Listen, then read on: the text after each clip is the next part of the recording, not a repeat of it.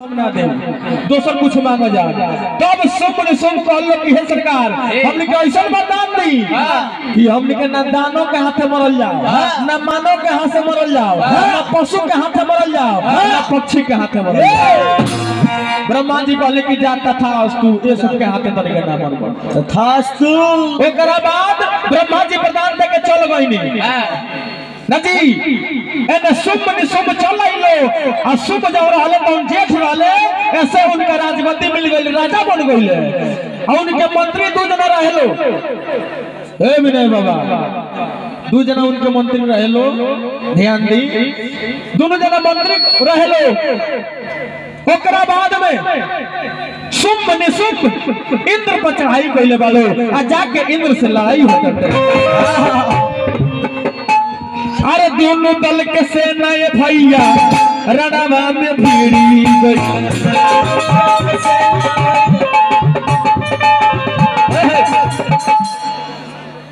कि दोनों ओर से बना तो देखो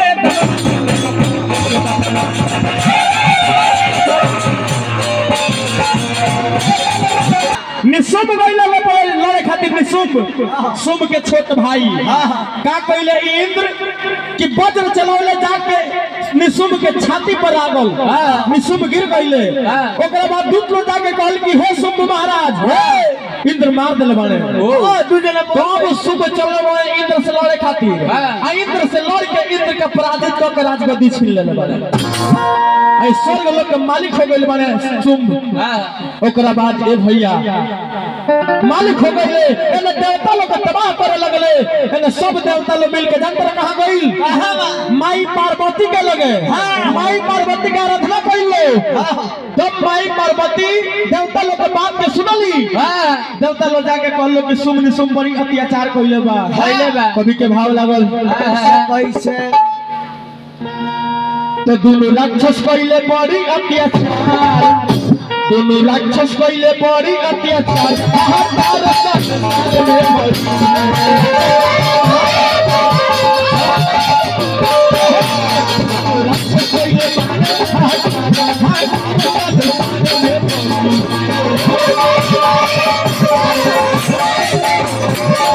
केहू नहीं आते उनसे बड़ी बलशाल हो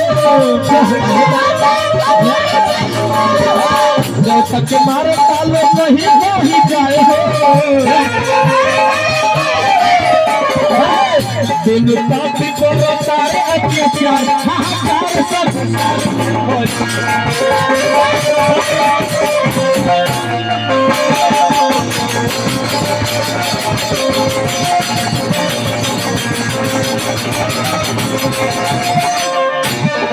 ओकरा बाद जब इतना बात माई पार्वती सुन ली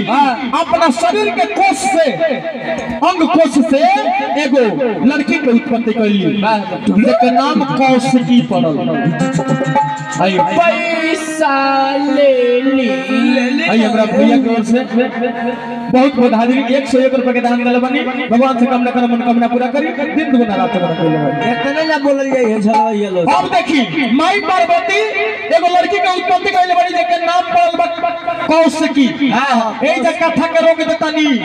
ओकरा बाद एगो लयदारी गौला हो लयदारी के लीड का भैया आज सबसे पहले खिचड़ी के दिन रहो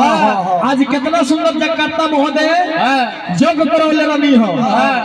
तो आज खिचड़ी के कथा गो तो चाहे कोनो जग के कथा गो तो चाहे अर्जान के उत्पत्ति के कथा गो तो चाहे राम जी के विवाह गो तो चाहे राम जी के जन्म गो तो जात जात गइलो तो राक्षस लोग के जन्म लगलो तू राक्षस खानदान के बोलने वाला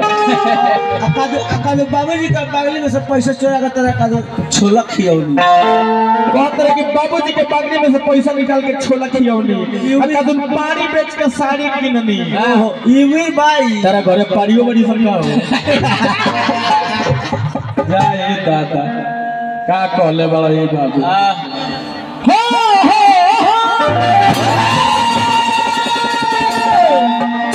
गीत का गाओ करे कौन गीत बोला हो? न दिल में रहे विश्वास इतना बदल जाइबू में रहे विश्वास कि इतना बदल जाई हम हो जाइब बर्बाद कि ससुरा चल गई हमार ले लो बर्बाद हो जा, तू बर्बाद हो जा, ससुरा चलिए जाइए। एगो लड़का एगो लड़की से प्रेम कइले बा पेरेंट कइले बा लड़की से हम ये माइल से बकरी से। ए चाचा एक दिन अचानक लड़की अपन मोबाइल बंद कर देती है The person you're calling is currently switched off. जा रे कई ब्लैक लिस्ट में हुर दलस का दी 6 महीना के बाद लड़की लड़के से भेंट भइल बा हां सामने सामने सामने सामने अरे बाप रे बाप लड़को पता कि का हो ए कहां रहलू हो नदी तेरा मोबाइल पे फोन लागता हां स्विच ऑफ ना व्हाट्सएप पर कुछ लिख के भेजत है तो देखता रू आखिर काहे हमरा संगे धोखा देता रू लड़किया कहती है कि सुनो अब हमरा का भुला जा जा अपन डाटा काहे ने को खोलत लड़का कहता कि तोरा को भुला जाई तोरा खातिर का ना कोई नहीं हाय का पहिला हो ए चाचा हमर 5 बीघा जमीन है एकरा के बेच के फोफिया के मिठाई खिया दे चुप रहो तो गरमा जरूर छेक ले लग जा तोरा खातिर का ना कोई नहीं हाय का पहिला हो ए भैया एगो हमर 4 चक्का बोलेरो रहे ओकरा के बेच के एकरा के सन पापड़ी मिठाई खियोले चुप रहो तो रोड पे चल तो मोबिल छिड़कत चलत रहो तोरा खातिर का ना कोई नहीं हाय का पहिला हो बड़का मोबाइल किन के देला नहीं एकरा के चुप रहो तो तारा बाबूजी ट्रेन में से चोरा के ले आवत रहले सब हम धन सोना ले ले हमार हां अब तू हमें सब एफआई को डालू अरे परिगान भी जिया करेंगे हम 50 नहीं होगा तो शराब भी पिया करेंगे अगर मर भी गए परिगान में तो खुदा कसम यमराज के मोबाइल से तेरे मोबाइल पर मैसेज दिया करेंगे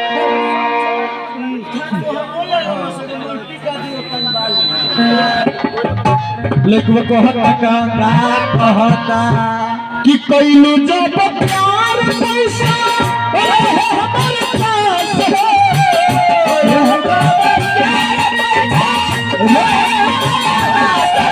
आइल गरीबी तो छोड़ दिहलू साथ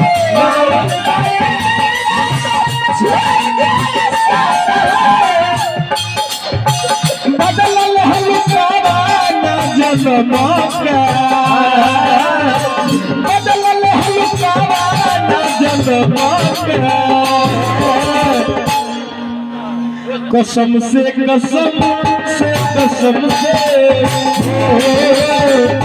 गलती का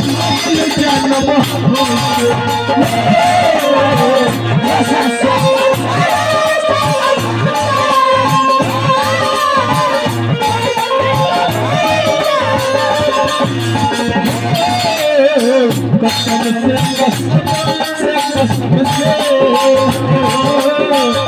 गलती का जन्म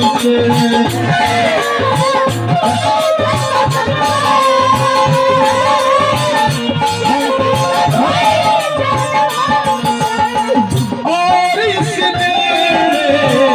क्या रखा है और इसने क्या रखा है तेरा ही नाम रखा है तेरा ही नाम रखा है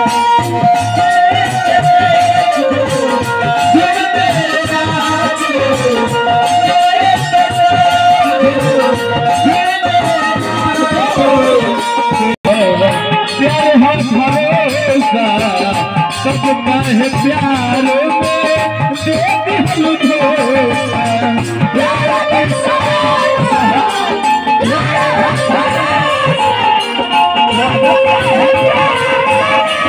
दिल नेपाली ले लो जो बट काटे में तार पैसा नहीं रह जा एक काम करो सुन बाबू तू ही ले लो अब मेरे चक्कर में तो मरिए जाए एकरा के बोतल गिलास कीन के ऐसन बावन सन के खिया दियो तू पैसा हमरा के दो हमरा के दो हमरा के तो पैसा ये बर्फ की हई बाभन के आंगन में ना खियावल जाला ए भैया ऐसन ऐसन बाभन लोग के बगीचा में खियावल जाला नहर पर ना तो नहर पर खियावल जाला कवि लिखता नहीं लइकवा कहता प्यार विश्वास हो प्यार हो भरोसा सब काहे प्यार में खाला लोग धोखा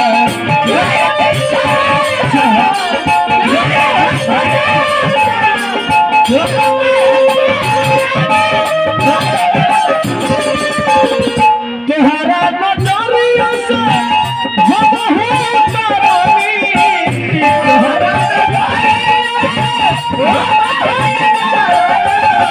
बोले बदलली हल्का ना जन्म के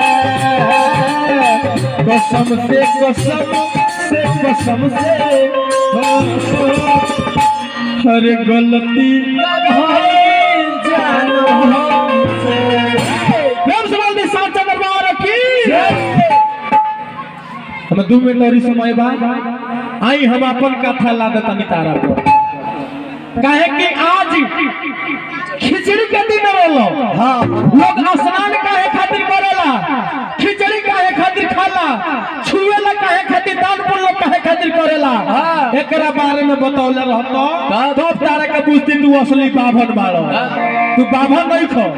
पैसा मिले ले बनी नेपाली हैं ज्यादा मिल पड़ो जा अब आओ उहे कथा के हमका बताने अरे सुना मत एगो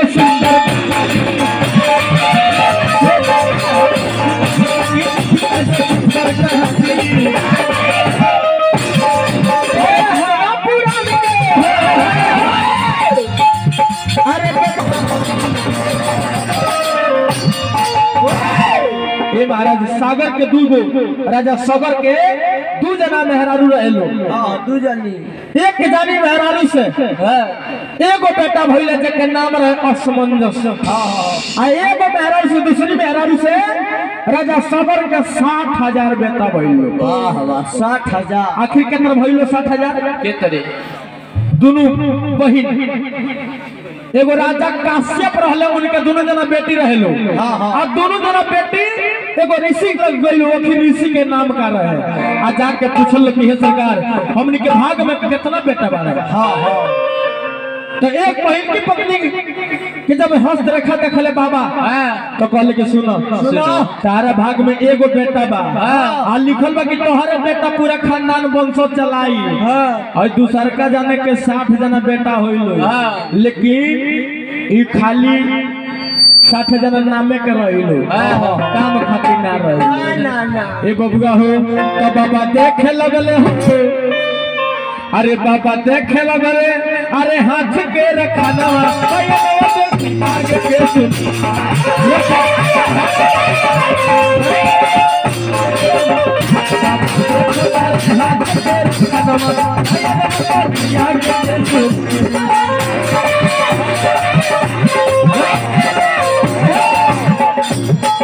एगो पत्नी के नाम सोबिया रहे एगो पत्नी के क्या नाम रहे बताइयो जौन सोबिया रहली उनका से असमंजस के पुत्र भइले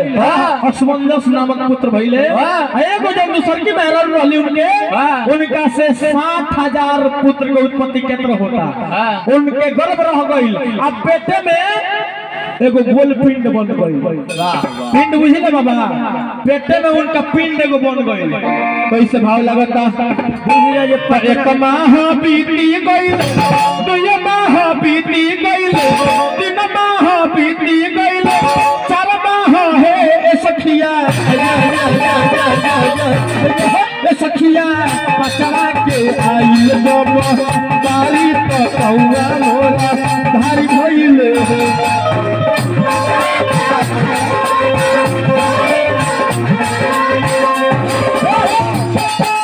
अब एजत तारा से पूछता नहीं कि राजा सागर के जन पत्नी रहली जकरा से 60,000 बेटा भइले